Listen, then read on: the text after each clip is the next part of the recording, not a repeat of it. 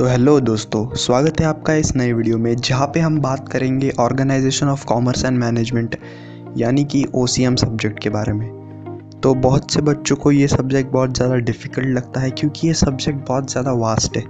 Learning के लिए इसमें बहुत ज़्यादा कंटेंट है, लेकिन बिलीव मी दोस्तों, अगर आपने चीज़ों को सिर्फ समझा, रटने की कोई ज़रूरत नहीं है। अगर आपने चीज़ों को सिर्फ समझा, अपने लैंग्वेज में भी लिखा, तो भी आपको बहुत अच्छे मार्क्स मिलेंगे।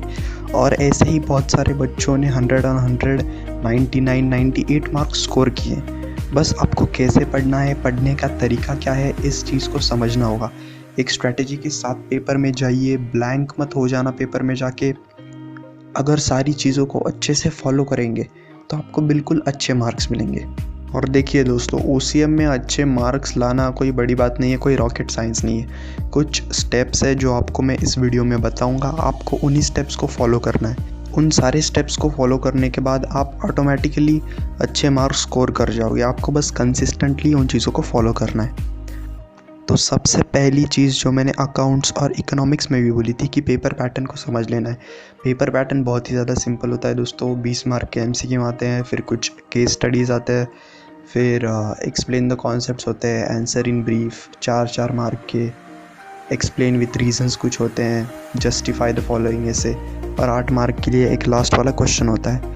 तो मैं आपको पेपर पैटर्न के वीडियो का लिंक भी डिस्क्रिप्शन में दे दूंगा। आप वहाँ पे जाके पेपर पैटर्न को अच्छे से समझिए। और पेपर पैटर्न में जो जो क्वेश्चंस है वो सारे क्वेश्चंस टेक्स्ट बुक में हैं। उन क्वेश्चंस के बाहर का कोई क्वेश्चन नहीं आने वाला दोस्तों।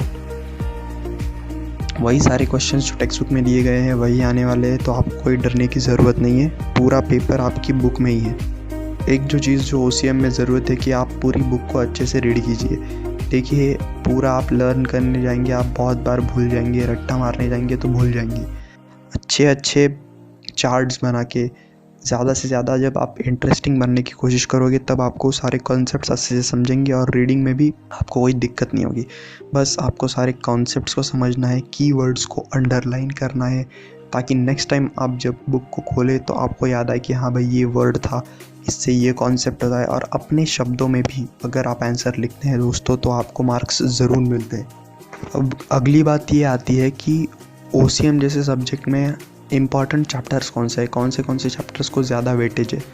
तो 1, 4, 7 और 8 ये जो 4 चैप्टर है दोस्तों, यही 4 चैप्टर मिलाकर 76 मार्क्स विथ ऑप्शन 76 मार्क्स, और आपका टोटल पेपर होता है 80 मार्क्स का। तो आप सोचिए इन चारों चैप्टर्स का कितना ज़्यादा इम्पॉर्टेंस है आपके ओसीएम के सिलेबस में। ज़्यादातर 4th चैप्टर जो बहुत ही बड़ा है दोस्तों, बहुत ज़्यादा वेटेज है। सबसे ज़्यादा वेटेज 7th और 8th चैप्टर कंपैरेटिवली इजी है और ज़्यादा मार्क्स स्कोर कर सकते हैं आप इसमें। 2nd चैप्टर की बात की जाए तो इसमें बहुत ज़्यादा डिफ़िकल्टी आती है बच्चों को, लेकिन अगर मेरी माने तो मैंने अपने एग्ज़ाम के टाइम पे सिर्फ इसका डिफरेंस किया था। Planning, organising, staffing, controlling, directing, ये जो है उनके फंक्शंस मैंने नहीं किए थे, सिर्फ मैं पढ़ के गया था उन्हें। मैंने सिर्फ इसका डिफरेंस किया था। और 6th चैप्टर जो है वो मैंने अच्छे से किया था। बाकी चैप्टर जैसे 3rd और 5th चैप्टर वो मोस्ट प्रोबेबली ऐसे हैं जो आप 1 रीडिंग में भी समझ जाओगे। जैसे एंटरप्रेन्योर का चैप्टर हो गया, online, B2B, B2C, various models क्या होते हैं, वैसी सारी चीज़ें उसमें।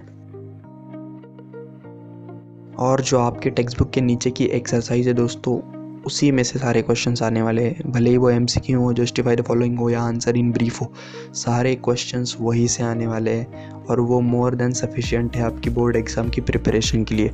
अगर आपके पास उसके आंसर नहीं होंगे तो मैंने डिस्क्रिप्शन में सारे लेसन के नोट्स की PDF के वीडियो अटैच करके दिए हैं, तो आप वहाँ से जाके हर एक वीडियो के डिस्क्रिप्शन में हर एक चैप्टर की PDF की लिंक है, तो आप हर एक चैप्टर के नोट्स वहाँ से डाउनलोड कर सकते हैं और आराम से पढ़ सकते हैं। उसमें कुछ एक्स्ट्रा क्वेश्चंस भी होंगे जो आप पढ़ सकते हैं, वरना आप सिर्फ टेक्स्ट बुक के क्वेश्चंस भी करके गए तो आपको पेपर में कोई डिफ़िकल्टी नहीं आने वाली दोस्तों।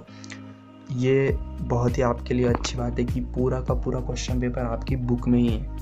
आपको बस उन चीज़ों को करना है। और बहुत सारे क्वेश्चंस तो ऐसे हैं जो रिपीटेटिव है। वही क्वेश्चन आंसर इन ब्रीफ में आ गया, वही क्वेश्चन 8 मार्क्स के लिए भी आ गया, 4 मार्क्स के लिए भी आ गया, तो आपको इतना कुछ करने की ज़रूरत नहीं पड़ेगी। ओसीएम में सबसे ज़्यादा इम्पॉर्टेंट मुझे जो चीज़ लगी वो है राइटिंग प्रैक्टिस, क्योंकि आप चीज़ों को समझ लोगे, आप लर्न कर लोगे, लेकिन आपको लिखते भी आना चाहिए। एंड ऑफ द डे हमारा पेपर जो है वो रिटन है। बहुत बार ये होता है कि बच्चे एग्ज़ाम के पहले कुछ पेपर राइटिंग की प्रैक्टिस नहीं करते, PYQs की प्रैक्टिस नहीं करते, तो उसकी वजह से उन्हें लिखने में प्रॉब्लम आती है। तो इसके लिए आप डेली थोड़े थोड़े क्वेश्चंस को लिखते जाइए एक टाइम स्लॉट में। जैसे कि अगर मैं 8 मार्क के क्वेश्चन की बात करूँ तो 25 से 30 मिनट में उसे ख़त्म करने की कोशिश कीजिए। अगर आप ज़्यादा एफिशिएंटली करते हैं तो धीरे एक टाइम के बाद आप 20 मिनट में भी ख़त्म कर देंगे। तो इससे क्या होगा कि आपका पेपर में टाइम बचेगा और आपकी टाइम एफिशिएंसी बढ़ेगी, जो एंड ऑफ द डे वो पेपर में काउंट होगी। इसके साथ आपके जो प्रीलिम्स होते हैं, क्लासेस में कुछ पेपर होते होंगे, सारे पेपर्स को अच्छे से कीजिए। कोई भी पेपर को लीनियंटली मत लीजिए।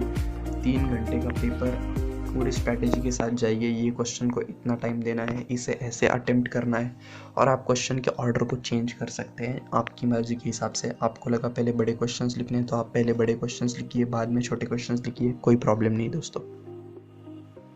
और अगर आपको पढ़ाई को और इंटरेस्टिंग बनाना हो तो अपने नोट्स बनाइए, चार्ट्स बनाइए, छोटे छोटे शॉर्ट समरी नोट्स बनाइए। मैंने भी अपनी एग्ज़ाम के टाइम पे कुछ समरी नोट्स बनाए थे और वो बहुत ज़्यादा हेल्पफुल होते हैं दोस्तों। एक चार्ट में जब आपका पूरा लेसन आ जाता है तो कॉन्फिडेंस अलग लेवल का होता है। उसकी मदद से आप इजीली सारी चीज़ों को रिवाइज कर सकते हैं। तो उस चार्ट्स के PDF का लिंक मैंने डिस्क्रिप्शन में दे दिया, वीडियो को जाके देखिए आप, वहाँ पे आपको सारे चार्ट्स मिल जाएंगे। और अपने एग्ज़ाम के पहले बस उन चार्ट्स को गो थ्रू कीजिए। उसमें मैंने सारे जो हेडर्स हैं उनके कोड्स भी दिए हैं, तो आपको बहुत ज़्यादा आसानी से सारे हेडर्स को लर्न करने में कोई दिक्कत नहीं होगी। जो आपको चाहिए वो सब आपके पास अवेलेबल है। आपके पास टेक्स्ट बुक तो होगी, नोट्स अवेलेबल नहीं है, उसका लिंक भी मैंने डिस्क्रिप्शन में दे दिया। समरी के लिए चार्ट्स भी अवेलेबल है, और कुछ आपको चाहिए होगा तो आप कमेंट बॉक्स में डाल सकते हैं। आपको ये वीडियो कैसा लगा ये भी हमें कमेंट के द्वारा बताइए। तो दोस्तों आज के वीडियो के लिए इतना ही, लेकिन हम अगली बार और इंटरेस्टिंग कंटेंट आपके लिए लाते रहेंगे। और बस आप अपनी बोर्ड एग्ज़ाम के लिए पढ़ते रहिए। ये आपके करियर की लास्ट बोर्ड एग्ज़ाम होने वाली है, तो आप भी चाहोगे कि आप इसमें अच्छे से अच्छे मार्क्स स्कोर कर सको। 10वीं में अगर कुछ कसर रह गई होगी तो वो भी यहाँ पे निकाल सको दोस्तों। तो इस वीडियो के लिए इतना ही, मिलते हैं अगली वीडियो में। Thank you.